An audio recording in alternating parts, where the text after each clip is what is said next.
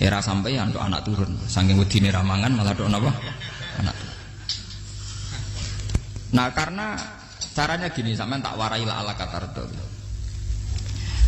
Jadi istrinya kula sukani mukadimah, saya tadi datang tuh pokoknya kula wau mun sukani mukadimah. Kemungkinan ngaji di sini itu saya minta tambah brai. Karena saya itu kalau tiap bulan, yang jelas sekarang kan brai mulut, poso, rezeki. Mungkin kalau minta 2 lagi, tapi entah saya nanti milih apa. Jelas nih ketemu sama sering pusing. Nomor 2, kalau tidak sering, tidak penting, gak usah sowan. Ngel-ngelo kula mun njenengan sanggep mawon kula nak ning omah milik keluarga. Nama milik napa? Keluarga. Apalagi saya punya pondok ngajar di sarang. Santri kadang lucu, niat takzim kiai ini malah sowan. Sowan ganggu.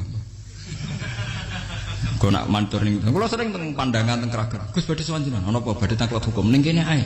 Agak sopan, ora sopan nang omah ganggu. Akhirnya mek ngadeg-ngadeg ning trotoar ngaten Gus wonten masalah ngene tak jawab.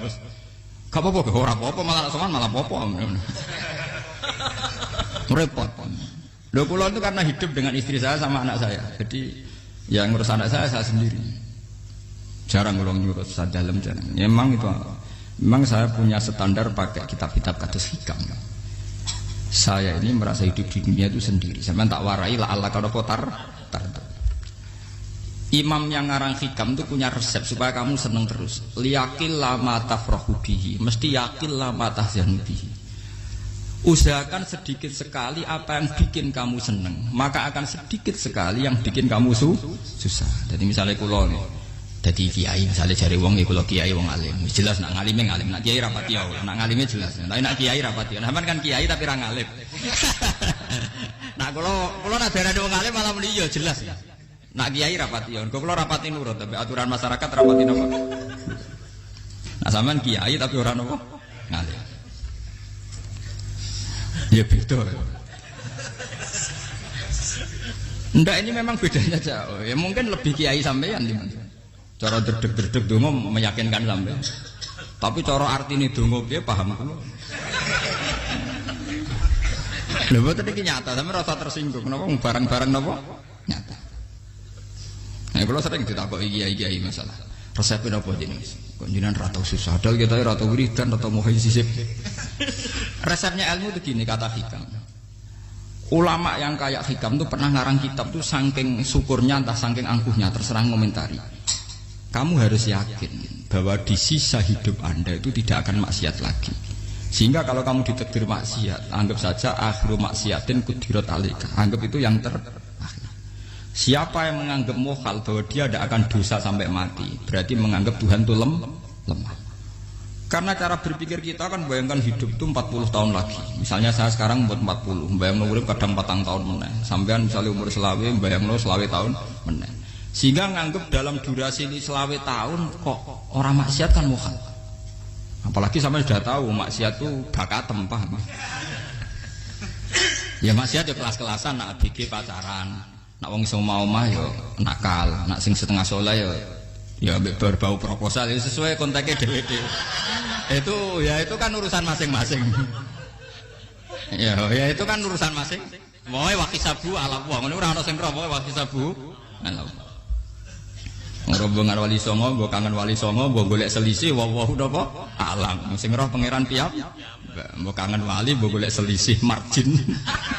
Niku pokoke wawahu napa alam. Ya itu kan urusan jenengan mbek pangeran, mboten urusan kula. Tapi tetap saya sebagai ulama mengingatkan niat itu ditoto. Begini, ulama dulu tuh ngitung hidup itu hanya 2 menit 2 detik, sehingga dia ya gampang saja. Kayak imam, kayak kanjeng Nabi itu, ya Rasulullah kenapa tidak menyediakan makan untuk besok? Loh, saya itu tidak yakin kalau hidup saya sampai besok. Ya sudah begitu cara, ya sudah tenang saja. Kalau sampean kan bayangkan hidup 4 tahun lagi, 5 tahun lagi, sehingga arah mangan ya wedi tenan. Padahal bolak-balik zaman cilik era mangan tetap wedi. Jadi cara berpikir Nabi itu begitu. Begitu juga cara pikir sahabat, cara pikir ulama-ulama yang waras itu begitu. Loh, saya itu pernah melarat di Jogja zaman pertama merantau. Itu kalau santri saya bilang, Gus kok tidak punya beras nih? Tapi apa yakin nak sesuk urip Pak? Kowe buta mangan sesuk, anak sesuk ijek napa? Cara berpikir ulama itu begitu. Sehingga melihat maksiat juga gitu. Alhamdulillah aku ijek urip. 1 detik, 2 detik, 2 menit, sehingga hidup. Dan itu sudah cukup untuk lafadzkan la ilaha illallah. Makanya kata yang ngarang hikam, betapa murahnya Allah. Surga itu hanya bisa dibeli dengan 2 menit, karena surga itu senilai la ilaha illallah. Miftahul jannah la ilaha illallah, itu cukup 1 menit. Berarti surga itu regane mau 1 menit. Dan karena dia nganggap hidup itu 1 menit ke depan, la ilaha illallah, ya sudah. Dia ngitungnya hidup itu per menit. Kalau sampean kan enggak, per 10 tahun, per 20 tahun. Sehingga kriminal betul, cara pandang sampean itu kriminal betul. Sehingga bayang kudu di duwe, kudu di bojo, nak kiai kudu di pengaruh. Lah kalau saya enggak. Saya meskipun tidak sehebat itu, tapi mewarisi keilmuan mereka. Jadi misalnya saya jadi ulama, itu bayang dong, di santri mau sitok Islam, pokoknya ke Ahmadiyah ya gitu saja. Ya pokoknya ya sudah gitu. Orang bayang dong santri yang kelambinan takwa khusyuk, salam template, demen gelo, demen apa? Lo tanyakan santri-santri saya itu mungkin belum pernah nyuri istri saya bikin kopi. Bisa dihitung. Karena saya itu sederhana saja. Misalnya saya pergi dari Jogja, ini yang nyata salam. Bayang dong bojo gue semaca gawe no kopi, buka no lawang, malah kecewa. Seperti umumnya orang kan gitu. Semerantau ada bang no bojoku nyuambut, digawe no kopi, digodhog no banyu hangat teman, bareng teko bojone wangep kukur-kukur. Karena tarifnya dia ideal, maka mudah kecewa kalau itu tidak terjadi. Nak kula mboten, sembayang napa Jogja pokoke bojoku cek uta Islam. Nak salat 5 wulan ya sudah gitu saja. Pakai standar-standar yang minimalis. Saya dari rumah bangun sampai ngaji ya, pokoknya melek, ya sudah nak sholat dem-dem nopo, mulanya sudah gitu. Andai kan saya pakai standar maksimal, maka akan mudah kecewa. Rasulullah juga begitu. Rasulullah itu ngadepi Sayyidah Aisyah, itu ya begitu, ngadepi Hasan Husain. Sehingga tidak ada cerita Nabi mudah kecewa, betul. Karena Nabi bayangkan anak istrinya itu ya minimalis sekali, urusan dunia loh maksudnya minimalis sekali. Misalnya Nabi pagi-pagi tanya, ya Aisyah apa ada sarapan? Tidak ya Rasulullah, ya idzan asumu, kalau itu saya puasa. Kalau sampean usul-usul orang juga no kopi wong wedok opo, itu kan repot. Muni-muni itibak sunnah Rasul tapi tidak pernah sampean mendekati sunnah nopo Rasul. Sehingga ya tenang saja Nabi. Saya tuh alhamdulillah bisa niru dalam gitu-gitu tuh bisa. Makanya ini kiai muda paling jauh. Banyak kiai-kiai yang sepuh itu kalau urusan gitu konsultasi sama saya. Gus resep apa kain? Ini kalau resep era dekarep apa? Juga saya tidak pernah bayangkan apa tanggaku seneng aku atau orang ngaji aku kecewa, itu tidak pernah bayangkan. Sampai itu kan makhluk, tidak penting. Kecewa itu tidak penting. Saya itu orang alim, ngerti ini warido kamat lubi, ora warido kum. Yang tak gulai ridane pengiran, antara ridane sing ngaji, ridane konsumen. Itu apa makhluk tidak penting. Itu harus dilatih. Harus apa? Sehingga orang itu kalau biasa sholat, maksudnya biasa takluk be Allah, mesti la Allah katardo, mesti gampang puas. Karena dia iktifak ngalap cukup be Allah Subhanahu wa ta'ala.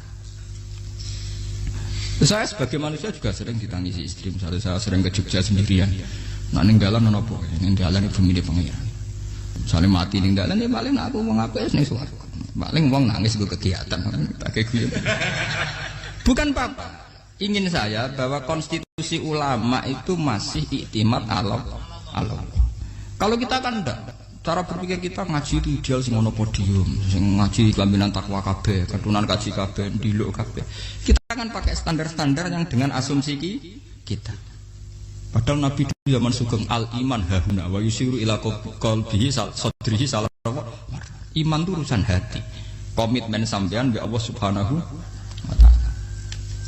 Nah ini resepnya. Makanya kata hikam liyaqillah ma tafrahu bi. Mesti yakinlah ma tahzanu bi. Sedikitlah kamu gembira dengan satu hal, nanti akan sedikit kamu yang kecewa. Artinya misalnya kados kula sebagai ulama seneng kula nu kok ijek iman, ya nggak kayak orang awam. Ya sudah gitu. Jadi misalnya suatu saat kula jatuh, yang ngaji saya gak semeneng dadi kupeding. Wong sing seneng kula bubar kabeh. Kula ya ora susah, miskola darah bener. Gus saiki jenengan ora sing seneng. Ya tenang saja. Sing ora seneng ya makhluk ora jelas. Dan status mereka tetap layaduru walayam. Ini harus dilatih. Sehingga Nabi itu ya meskipun beliau itu perang, sahabatnya meninggal, ya tenang saja. Nabi cara berpikir yang meninggal mereka mati syahid, yang masih hidup dianggap berpotensi melakukan kebaikan. Sama tak warai resep-resep dari Rasulullah SAW. Saya ini sebetulnya memaksa, menjelaskan ini maksa, karena saya inginnya jadi ulama yang kayak umumnya orang, tidak ideal-ideal amat. saya ditakdir ilmunya itu ideal, jadi terpaksa saya jelaskan. Tapi kalau perilaku saya tidak akan ideal. Soalnya ngawur saake mari Ghafuri pengiran nganggur bolak-balik cerita. Ada seorang wali, karena dia wali itu doa di multazam, ya Allah saya ini minta satu hal. Karena dia wali maka tidak minta uang, tidak minta jabatan, minta engkau takdir saya tidak pernah maksiat. Itu kan bagus sekali, minta doa ditakdir gak maksiat kan ada. Dari pengiran malah jawab, fa'ena ada ukufran. Karena tahu maksiat malah sifat Ghafurku tak ada kok endi. Gambarnya pengiran ini sifat Ghafurku rak nganggur. Malah tidak ada orang selain Nabi kecuali ditakdir tahu maksiat. Dan sifat Ghafuri pengiran efektif. Paham apa? Lah sampean kan Ghafuri mbok nggo kabeh. Dadi karek Sadidul Iqab. Karena maksiate sampean sering. Jadi sifat Ghafuri wis berlaku aktif. Saya karek nunggu sifat Sadidul Iqab. Paham ya? Itu beda dengan wali-wali. Sifat Sadidul Iqab mau aktif, mereka tidak punya dosa. Malah pangeran bingung gak kok sifat Ghafuri. Apa ada kok Ghafur atau dosa? Tidak kok Sadidul Iqab gak tahu maksiat. Jadi pangeran malah sing bingung. Nak kowe ora tahu maksiat Ghafur kok tak dakok ndi? Kok ora tahu maksiat, wong iku ora tahu apa? Didakoki Sadidul Iqab gak mungkin atau maksiat. Lah pangeran ape dakok Ghafur kan syaratnya dosa sik. Sampean kan walian. Ghafure wis dientekno. Keseringan kepake, paham ya? Karek nopo? Karek Sadidul Iqab. Ya itu memang standar Tuhan. Semua Quran itu kalau nyeritakan gitu. Nabi ibadi anni anal ghafurur rahim. Kaulaku ceritani aku ghafurur rahim, tapi yo ceritani wa anna adzabi wal adzabul alim. Nabi ibadi anni anal ghafurur rahim wa anna adzabi wal adzabul alim.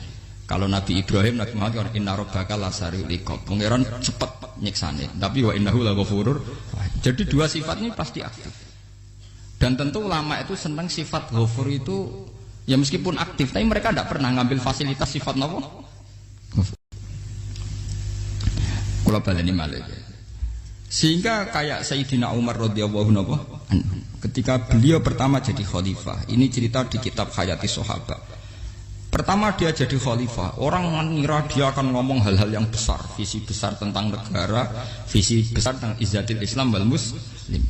Tapi ketika Umar pertama pidato begini, ayuhal muslimun ayuhan nas, ana, dari kata Sayyidina Umar, ana hulamun min bani Mahsud, akulu min kholati. Saya ini pemuda dari Bani Mahsud. Kecil saya bisa makan karena bulik-bulik saya punya kebun kurma yang kalau saya memanen diopahi beberapa biji dan itu menjadi kuti wahayati, menjadi saya bisa hidup. Terus wassalamualaikum warahmatullahi wabarakatuh. Orang itu penasaran semua. Orang jadi khalifah pertama dibendem jadi Amirul Mukminin, pidatonya ngenang masa kecilnya ra kelar mangan, kelare mangan mergo buruh bulike. Paham ya? Ngondoh kurma terus dikai tamarotin, beberapa kurma sing dadekno iso. Dan itu saya pakai sampai ketemu Allah Subhanahu wa taala saya pakai. Misalnya sekarang saya mulya, misalnya kalau dibilang mulya ya ana sing nyucup, ana sing husnudzon, ana sing hormat macam-macam sawangane. Itu bodoh sekali kalau saya menikmati itu, bodoh sekali. Paling banter nikmati dicucup dihormati itu apa? Tapi kalau nikmatnya bisa makan saat itu tuh nyawa. SBY jadi presiden prestasi, Gus Dur jadi presiden prestasi, tapi umpama presiden tetap mangan. Prestasi tertinggi adalah bisa makan selisat dirumki gojogonyo. Makanya Umar mengingatkan, sebetulnya nikmat tertinggi saya itu tidak saat saya jadi khalifah, saat itu kok aku iso mangan, cara gak aku mati. Paham ya? Jadi itu luar biasa. Kita ini kan menjadi angkuh karena ngitung nikmat itu yang besar-besar, punya prestasi, punya. Kalau saya enggak ngitung nikmat ya kelar mangan gak mati, kan gampang. Sehingga saya tidak mudah kecewa karena tarifnya minimalis, gak gampang apa? Jadi misalnya kalau kapan-kapan kok berhubung, Gus ini ki Tuhan rasanya jangan ngeten-ngeten. Oh makhluk itu ya gak apa-apa. Kalau di status kiai kan seakan-akan ngomongnya sakral, seakan-akan mandi. Tapi nak tak status, oh makhluk itu ngomong-ngomong ya sudah kan. Menjadi kan distatuskan sebagai apa? Makhluk. Tentu makhluk statusnya la yadurru wala yanfa. Di sini ini penting. Orang-orang ahli tauhid tentu tidak punya kesusahan. Innalladzina qalu rabbuna wa tsummas taqamu. Itu mesti tidak ada kesusahan sama sekali. Misalnya ulama-ulama dulu mau mati ya tenang saja. Mati kedua itu mati paling menantang ya, menyenangkan sekali. Karena mati yang seru itu mati zaman Al-Adam. Misalnya saya kelahiran tahun 70. Tahun 40-50 kan belum ada saya. Itu mati yang sejati karena Al-Adam. Kenapa? Al-Adam tidak ada. Mati yang nanti itu mati yang petualangan. Karena saya mati setelah menyaksikan kekuasaan Allah. Setelah husnudzon sama Allah. Sehingga mati yang menuruti kerinduan. Akan ketemu sang kekasih. Makanya Jalaluddin Ar-Rumi ketika mau meninggal dan orang-orang muridnya nangis, dia marah-marah. Hei murid-muridku, betapa bodohnya engkau. Saat kayak ini yang saya tunggu. Saya sudah menyesal berpisah sampai Allah dat cinta seneng. Aku kecewa waktu makhluk-makhluk koyo kowe. Saiki wis wayahe aku goleki Khalik dat cinta senengi malah mbok tangi.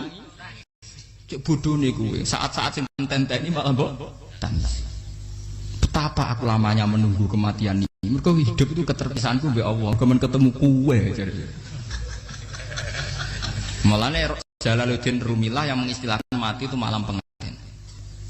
Makanya fal'an awanu sirok minkum wa awanu wisol habibi. Ini saat yang indah karena ketemu dengan berpisah dari makhluk-makhluk yang tidak penting menuju sama habibi kekasihku. Jadi yang mengistilahkan mati itu malam pengantin. Semenjak istilah itu populer sehingga di Jawa ana ngipi dadi nganten takwilane mati. Itu filosofi sufi ya, filosofi napa? Lah niku tenan. Begitu juga sahabat-sahabat dulu. Bilal mau meninggal, anaknya do nangis. Bilal lagu ya. Ditanya sama anaknya. Kenapa anak-anak kamu nangis? Dan jenengan badhe kapundhut. Aku malah seneng nang mati. Hudan nalqal akhibah Muhammadan wa hizbah. Aku nak urip ketemune mbek kowe terus. Malah nak mati ketemu Nabi Muhammad. Hudan nalqal akhibah Muhammadan wa hizbah. Nah, dengan cara pandang begitu maka hidup itu enjoy saja.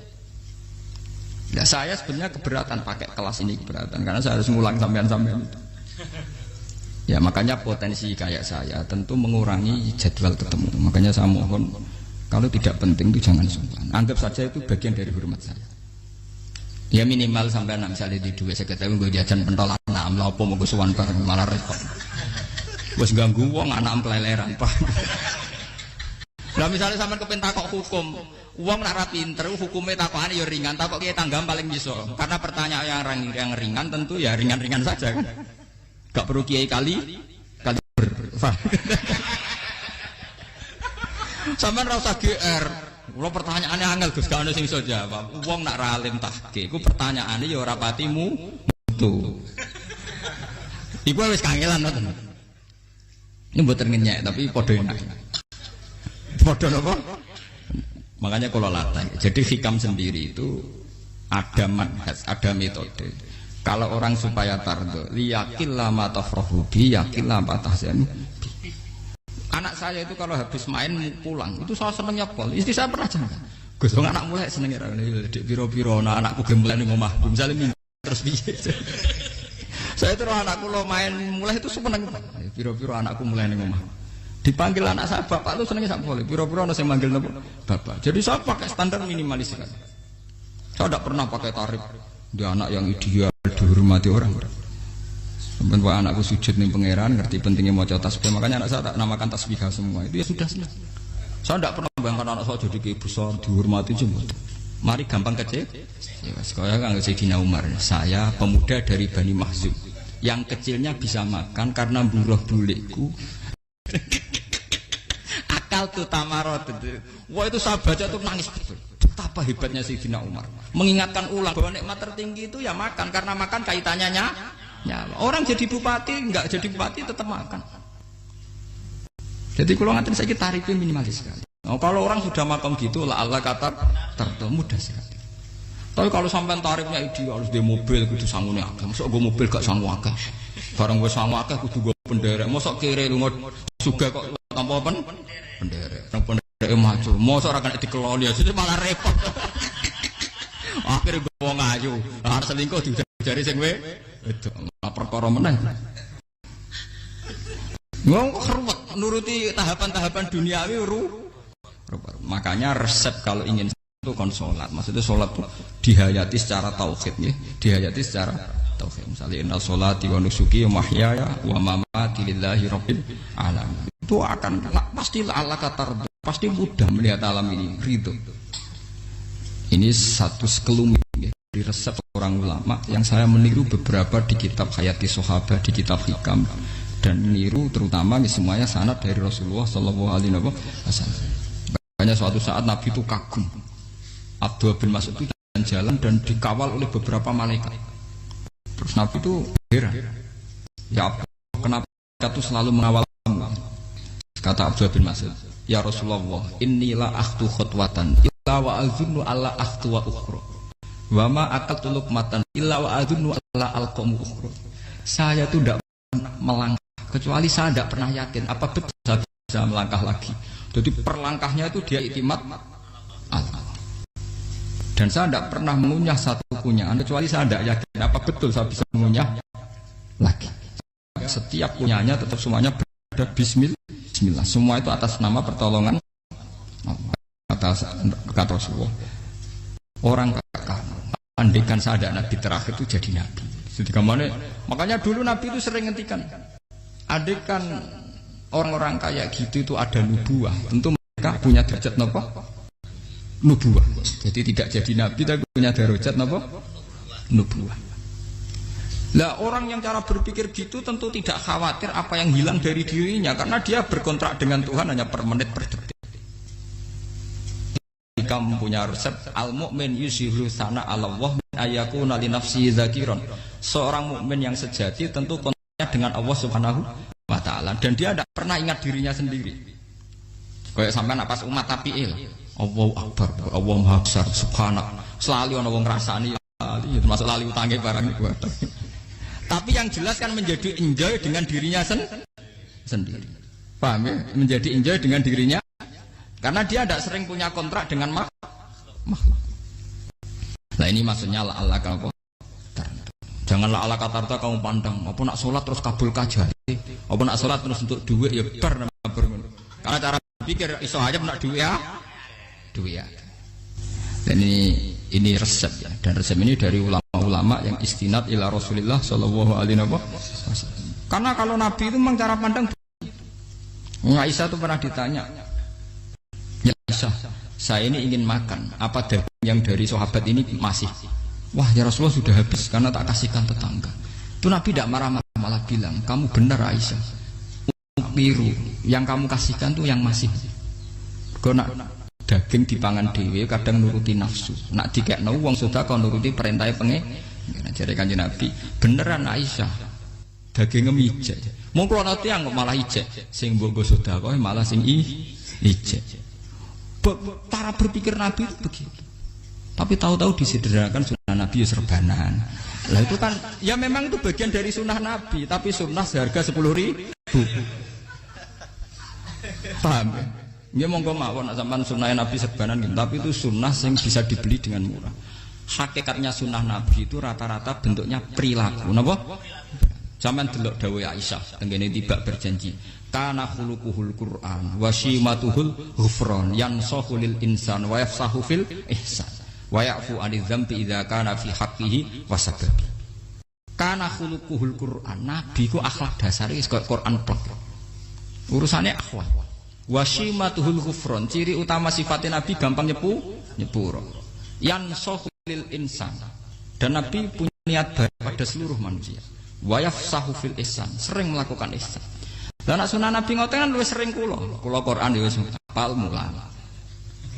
Wasimatul ghufron kula gampang nyepuro, sampean ngaji angop ya ora tau tamu. Yansahu lil insan, kula bedina nate tiyang mulang. Wayah sahu filisan ihsan tak gawe gampang. Kula mulai ora tau. Itu sakmene kudu podium kudu wong dilo ya ora. Pokoke anggere ke Ahmadiyah ya madhep ngulon ya sudah. Loh itu kan dawuh Aisyah ketika ditanya kaifa kana khuluqu Rasulillah. Dan itu semua dijawab oleh ahwal, oleh sebuah perilaku. Ndak ada Aisyah jawab nganggo atribut. Oh Nabi itu jubahan serbanan. Tidak ada itu. Memang itu sunnah ya, satu itu sunnah kan jangan salah paham ya. Tapi itu sunnah yang tidak dijawab oleh Aisyah. Sunnah yang sampai jawab sendiri, paham? Aisyah yang istrinya Rasulullah ketika ditanya kaifa kana khuluqu Rasulillah, beliau jawab kana khuluquhul Qur'an wa simatuhul ghufran yansahu lil insan wa yaflahu fil ihsan. Semuanya akhwal wa ya'fu anidz dzambi idza kana fi haqqihi wa sababi wa idza dia haqqu wa lam yakun li ahadi marra'ahu badihatan haba wa idza ta'ahul miskinu ajaba yaqulul haqqa walau kana murra wa la yutmiru lil muslimin hisaw wala dur. Semuanya itu akhwal, satu perilaku sosial.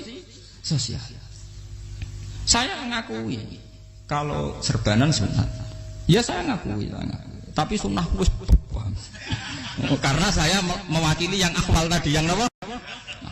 Lah mungkin untuk sampeyan, monggo kalau untuk ngisi sunnah. Tapi mbok ya adil itu.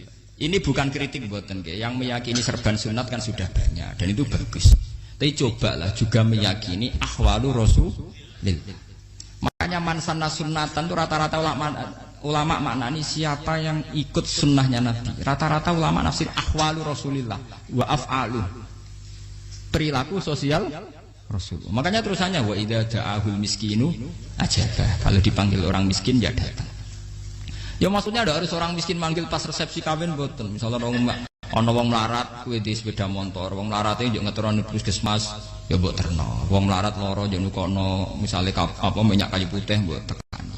Ora kok ngerti-ngerti mbok ngurusan walimatul urus sing wajib piye lho. Payah. Lho lan Padahal miskin wajib ora ana hadise urusan walimatul urus mboten.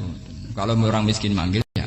Dalam riwayat-riwayat hadis ya Nabi sering dipanggil orang miskin. Ya Rasulullah, mbok datang ke rumahku, ada apa? Terus ya Nabi, saya tuh ingin rumahku sing elek jenengan nate salat teng mriku. Ya Nabi datang ya salat saja ya ora jaman. Fi ayyi makanin aradta an usolliya fi. Kamu di tempat mana kamu seneng salat? Teng mriki ya Rasulullah. Ya Nabi salat. Sing ngundang ya waras pisan. Kenangan mek Nabi kok mae dienggo salat Nabi.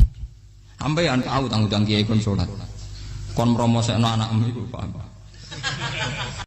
Nggih yai dongakno nggih kersane ketampi PNS. Padahal kiai ini dhewe anake ra PNS. Kalau dulu kan sahabat ngundang Nabi itu ya gitu. Ya Rasulullah, saya itu ingin sekali engkau sholat di rumahku.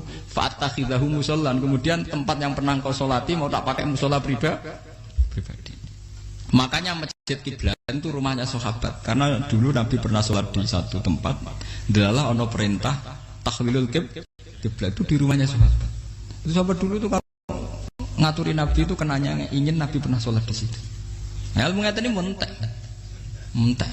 Ya, untungnya enten kula, dadi ana sing eling-eling ya, Bang. Nah, sampean kudu syukur ya, artinya syukur ya. Orang kayak saya itu ndak usah sampean dikte-dikte ngikuti hukum adat.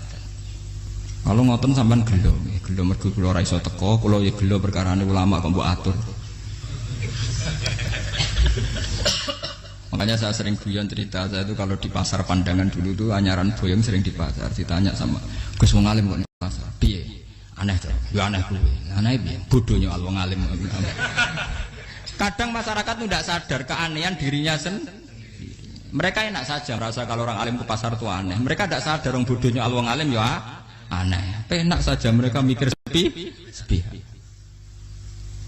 Faham ini supaya sampean Allah kan apa tar. Makanya untuk Rasulullah, Nabi itu sering ngendikan ana tamu hormati. Tapi etika mertamu di Rasulullah itu walakin idza du'aitum. Mertamu Nabi itu nunggu ditimbali. Walakin idza du'itum du'iya mabni majhul. Ketika kamu ditimbali fat. Jadi ya ayyuhalladzina amanu la tadkhulu buyutan nabiyyi illa ayyudzana lakum. Jadi untuk sowan Nabi itu nunggu dipang. Meskipun sahabat tuh rindu Nabi, tidak berani sowan ke dalamnya Nabi. Kalau ingin ketemu Nabi dibarengno pas sholat jamaah, karena Nabi pasti keluar di mas. Andai kan Nabi nerima tamu di rumah, ya ora sida dadi Nabi. Amen nampa tamu. Makanya la tadkhulu buyutan nabiyyi ku illa ayyudzana lakum, kecuali kamu dapat nunggu dipanggil. Wa idza du'itum kalau dipanggil lagi fat. Ya sudah begitu. Tapi sekarang itu ya sudah begini. Ini kulo cerita ilmiah saja. Saya tidak punya kepentingan apa-apa. Ya kepentingan kulo ben ra mbok tamoni jujur mawon. Nak sampean misalnya cuma gue iling-ilingan dulu itu kalau sahabat itu ketemu Nabi pendak sholat sama pendak ngaji. Paham ya? Jadi saya memilih sikap begini itu bukan tidak saya pikir. Tapi kalau ada kiai lain yang beda dengan saya tidak apa-apa. Kalau ulama lain beda tidak apa-apa. Justru seninya rahmatnya umatnya Nabi itu istilafu aimati rahmah. Khilafnya umatku itu rahmah. Mulane aku khilaf ben rahman, aku podo kan gak sido khilaf.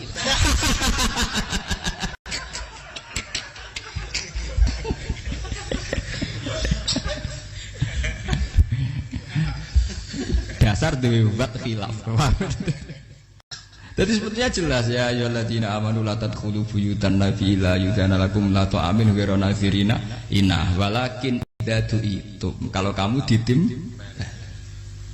Nah, padahal setelah tidak ada nabi tentu yang mewarisi nabi adalah ulama.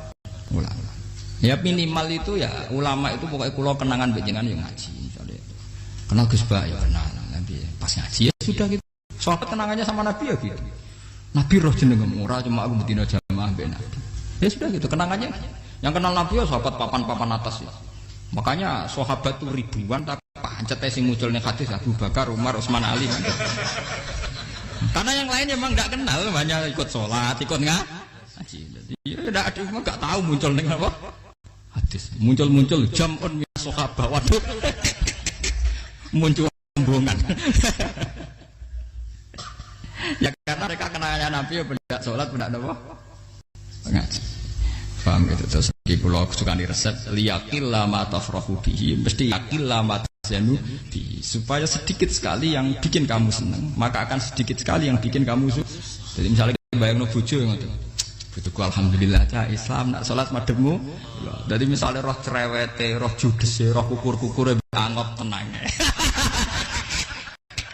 tenang mereka ijazah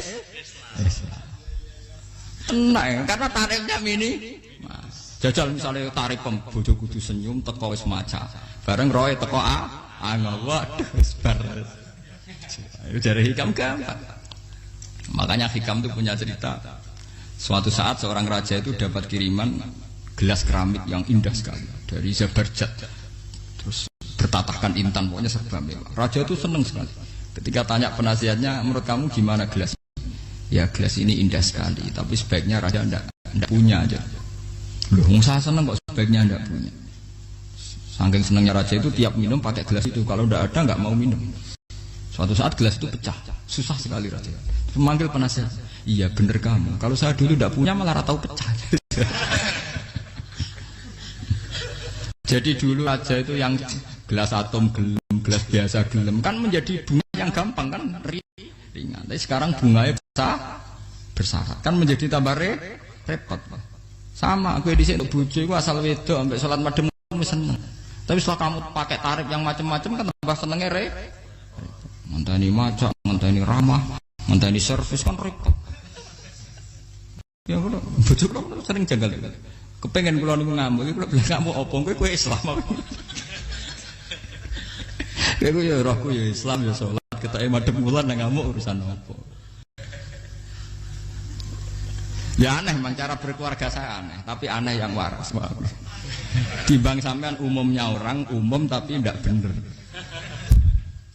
karena tarifnya kebanyakan nah, itu jenis apa liyakil lama tafrahu bihi diyakil lama tahzanu bihi al-Fatihah alhamdulillah rabbil alamin arrahmanir rahim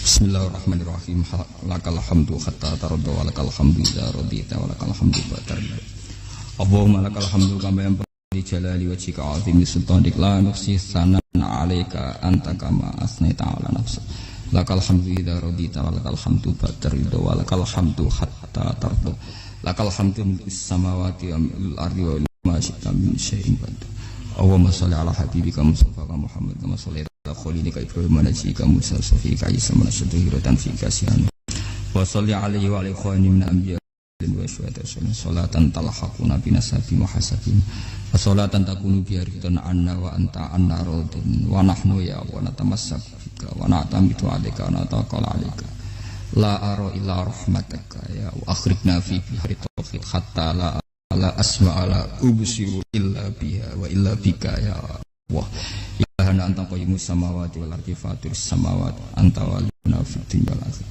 tawaffana muslima wal hiqna sholihin ilahana ya Allah anta somaduna wa anta khoyatuna wa ridhoka matlubuna fardu anna ya bima minka ilaina la bima minna ilaika ya sayyidi mannan minka alaina la minna ilaika ya Allah anta ya waradin anna wa anta hadina wa anta mudina fa anta ya ilahana jasina bil khairati minka ya dal fadli wal izzah rabbana atina fid dunya hasanah fil akhirati hasanah wa qina adzabannar rasulullah sallallahu Muhammad wa ala alihi wasallam subhana rabbika rabbil izzati amma yasifun wa salamun alal mursalin